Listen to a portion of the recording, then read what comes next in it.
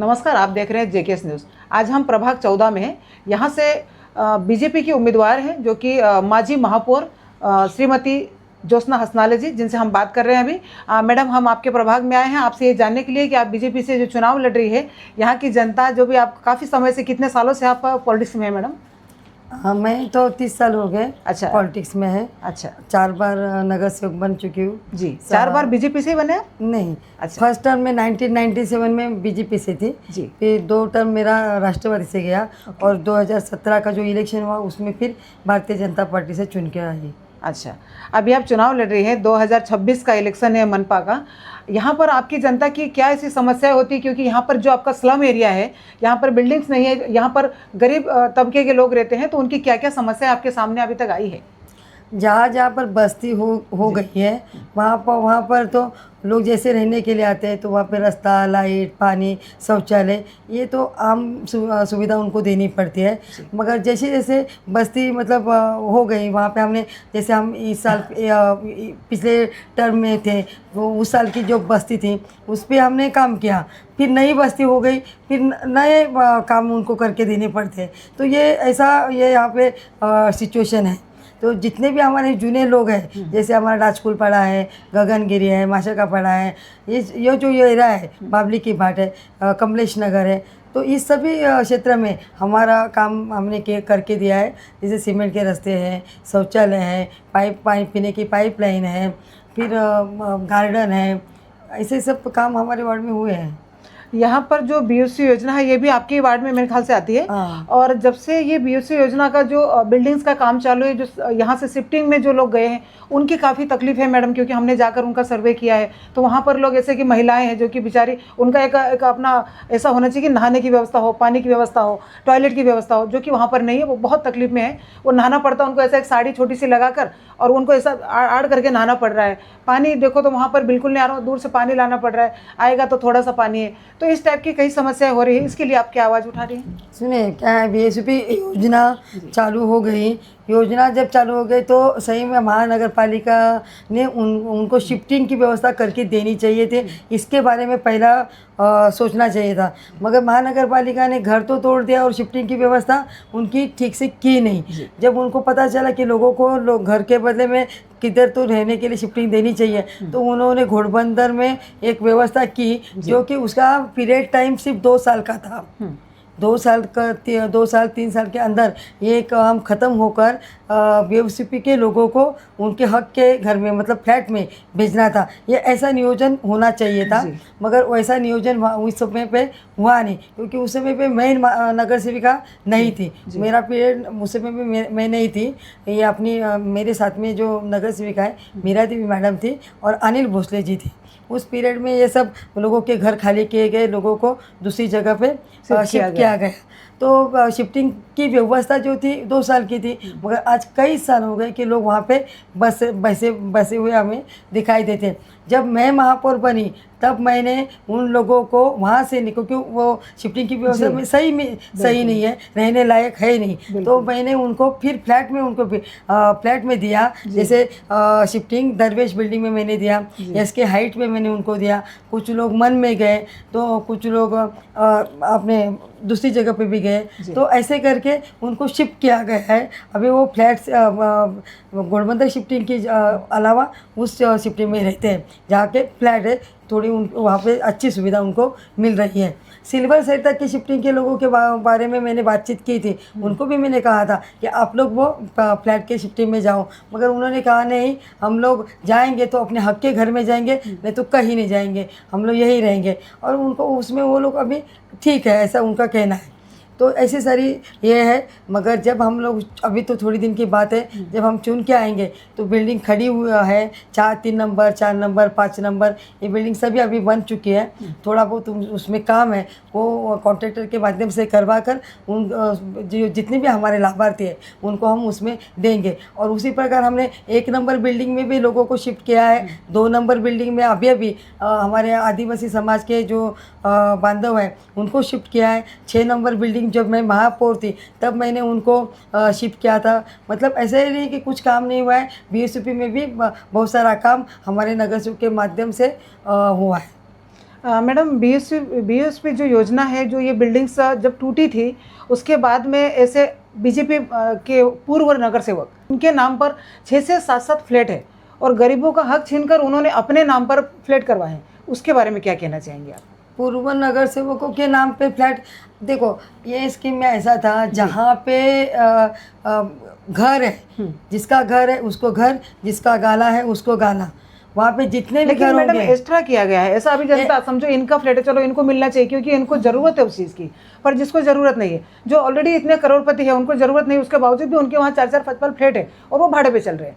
नहीं तो नहीं ऐसा नहीं होना चाहिए, तो इस विषय में क्या कहना नहीं चाहिए? मैडम, जब ये स्कीम आई थी ना, जी। उसमें उस समय पे उस स्कीम में ही था कि जिसका घर उसको घर मिलेगा, बराबर। जिसका मतलब, तो आप ठहराव निकालो। जी, जी। मैं अब ठहराव में शायद मैं ही सूचक अनुमोदक सूचक मैं ही है। जी। तो उसमें प्रफुल्ल पाटिल जी अपने जी।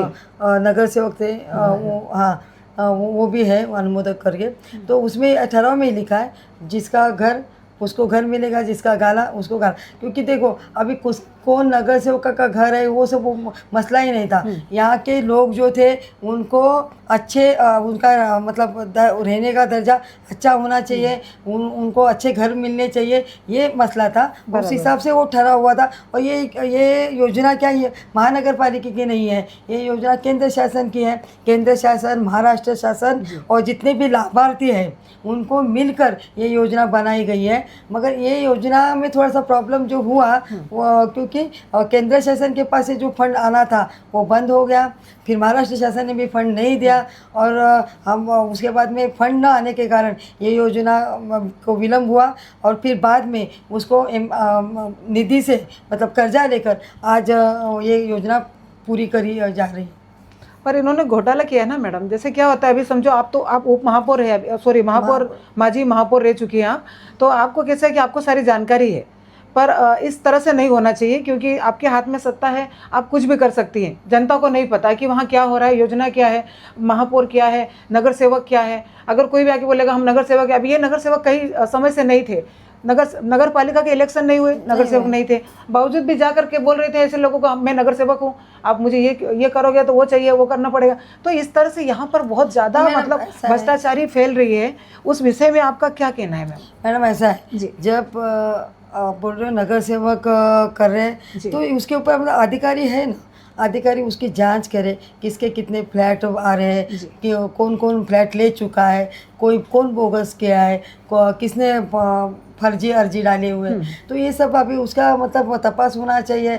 जो गलत है उसके ऊपर कार्रवाई भी होनी चाहिए। ये ऐसा नहीं कि हम लोग उसके लिए सपोर्ट करते हैं, उसके लिए मैं कभी सपोर्ट करूँगी नहीं।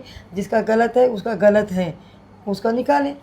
आपके क्षेत्र में जो स्लम एरिया है, स्लम एरिया में क्या क्या ज़रूरतें ऐसी है जो जनता को आज की डेट में रिक्वायरमेंट है कि हमें ये चाहिए, पानी हो, रोड हो या गटर हो, टॉयलेट की व्यवस्था हो, ये सारी चीज़ें, ऐसी क्या क्या व्यवस्था है अभी आप लेकर आएंगे? हाँ, अभी जैसे कि पानी की अपना सूर्या प्रकल्प की योजना पूरे अपने मीरा भाईंदर शहर में चल रही है। मीरा भाईंदर शहर में जहाँ जहाँ पानी की पाइपलाइन नहीं डाली गई है वहाँ पर सूर्या प्रकल्प की योजना के अंतर्गत सभी जगह पे पानी की पाइपलाइन डाली जा रही है। तो मैं चाहूँगी कि मेरे जितने भी इधर के नागरिक हैं उनके हर घर में नल कनेक्शन होना चाहिए और हम उसको नल कनेक्शन ज़रूर दिलवाएंगे जब सूर्या प्रकल्प की योजना 6-7 महीने के बाद में चालू होने वाली है। ऐसा विश्वास है क्योंकि 80% के ऊपर अपना काम हो चुका है। तो उसके माध्यम से हम कनेक्शन घर घर में देंगे। जितने भी हमारे 14 नंबर के लोग हैं उनके लिए घन कचरा व्यवस्थापन किया जाएगा। उसी प्रकार खड्डा मुक्त हमारा 14 नंबर होने के लिए सभी जगह पर सीमेंट कंक्रीट के रास्ते हम बनाएंगे। अब इसमें जब बहुत सारे रास्ते मतलब मांडवीपाड़ा का रास्ता है, माशाकापाड़ा का रास्ता है, राजकुलपाड़ा का रास्ता है, गगनगिरी का रास्ता है, मीनाक्षी नगर का रास्ता है, ये सभी रास्ते सीमेंट के रास्ते मेरे दलित बस्ती के निधि से किए हुए हैं। और जो यहाँ से नीलकमल नाके से लेकर पूरा ग्रीन विलेज तक का जो रास्ता है वो भी मेरे इसे महापौर थी तभी मैंने पास करके रखा था। और साई कृपा कॉम्प्लेक्स का रास्ता भी, वेस्टर्न पार्क का रास्ता भी, तो ये सभी रास्ते जब मैं महापौर थी, मुझे हमारे वार्ड के ही नहीं पूरे मीरा भाईंदर शहर के रास्ते हमने पास करके रखे हुए थे। मगर हमारा पद मतलब बॉडी डिजॉल्व हो गई और उसके बाद में जो काम पास हुए थे वही काम अभी शुरू है, क्योंकि अभी कोई नगर सेवक चुन के तो नहीं आया। बराबर है, अभी जो सब काम खड़े हैं। हमने पास किए थे उसी काम को अभी हो रहे हैं और जनता के सामने वो दिख भी रहे हैं। तो ऐसे ही हम चाहेंगे कि और हमारा मांडवीपाड़ा में एक छोटा एक रास्ता है जहाँ पे अभी मतलब खासगी रास्ता है, वो आदिवासी बांधव का रास्ता है, उनकी जगह हमें लेनी पड़ेगी और उसके बाद उनसे बातचीत करके वहाँ पे भी सीमेंट का रास्ता हम लोग करेंगे। उसी प्रकार हमारा धारावी देवी मंदिर मार्ग जहाँ पे हमारे बहुत सारे हमारे आदिवासी बांधव रहते हैं, मगर कई सालों से उनके जो रास्ते का प्रॉब्लम सॉल्व नहीं हुआ है, क्योंकि हमारे वहाँ के ज़मीन मालक सुरेश पाटिल जी वो ज़मीन देने के लिए अभी भी तैयार नहीं है। जब वो ज़मीन हमारे देंगे तो वहाँ पे भी सीमेंट का रास्ता हम करेंगे। और एक हमारा 7 एकड़ है, 4 एकड़ है जहाँ पर हमारे उत्तर भारतीय लोग रहते हैं, उनके लिए भी सीमेंट की रास्ता मंजूर हो चुका है। तो वहाँ पे भी हम वो सीमेंट का रास्ता ज़रूर करेंगे और कोशिश करेंगे जितने भी हम प्रभाग में हमारी जनता रहती है वहाँ पे रास्ते सीमेंट के होने चाहिए। उसी प्रकार जहाँ जहाँ शौचालय की ज़रूरत है वहाँ शौचालय जरूर करें। ये रास्ता, लाइट, पानी, गटर या और शौचालय ये प्रमुख हमारी लोगों की मांग है। बराबर, ये मूलभूत व्यवस्था है हमारी जो हमको होनी चाहिए। वो हम करेंगे। हमारे चैनल के माध्यम से आप जनता को क्या संदेश देना चाहेंगे? जनता को संदेश में यही दूंगी कि आपने मुझे बहुत विश्वास दिखाया है और हमेशा आपका आशीर्वाद मुझे मिला है। अभी 15 जनवरी को इलेक्शन होने जा रहे हैं महानगर पालिका के, तो आप सभी 15 जनवरी को मतदान केंद्र पर जाकर मतदान कीजिए। हमारी भारतीय जनता पार्टी के माध्यम से मैं और मेरे साथ 4 उम्मीदवार तुषार पारधी, मीरा देवी यादव जी और यशोदा ताटे जी और मैं स्वयं ज्योत्सना हसनाले खड़ी हूँ। तो आप कमल निशानी है, कमल निशानी के सामने बटन दबाकर चारों कमल को विजयी करें और हमें आपका आशीर्वाद की ज़रूरत है। कृपया आप सहकार्य करेंगे ऐसे आपसे विनती करती हूँ। धन्यवाद।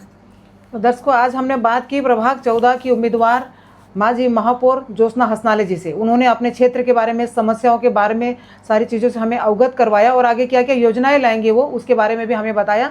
देखते रहिए जन कल्याण सेवा, संपादक सीमा गुप्ता के साथ।